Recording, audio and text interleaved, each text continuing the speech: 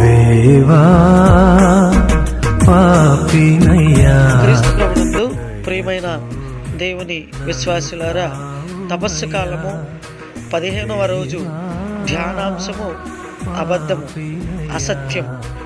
సత్యం పలకడం, సత్యం వైపు నిలిచి పోరాడటం చాలా కష్టమైన పని.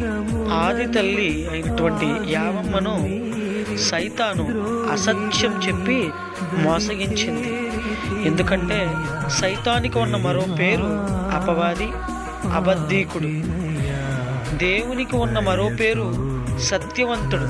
ఎందుకంటే ఆయన స్వయంగా చెప్పాడు, నేనే సత్యం అని ఆయన బోధించారు. ప్రస్తుత కాలంలో నిజం ఎవరు నమ్మరు. సత్యం మాట్లాడాలంటే భయం. అసత్యం సులువుగా మాట్లాడుతున్నారు. అబద్ధం మాట్లాడి సొమ్ము చేసుకుని చావు కోరల్లో చిక్కుకున్న వారే ఎక్కువ మంది కనిపిస్తున్నారు. దేవుని దృష్టిలో ఏది కూడా దాచిపడదు.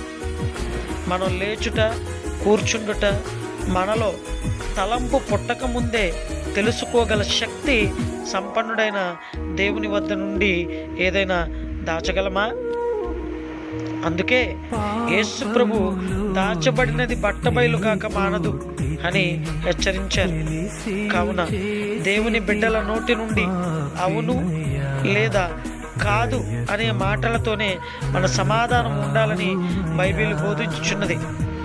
మనిషి గుణం తెలిసిన దేవుడు అన్ని అవయవాలు రెండేసి ఇచ్చి నోరు మాత్రం ఒక్కటే ఇచ్చారు.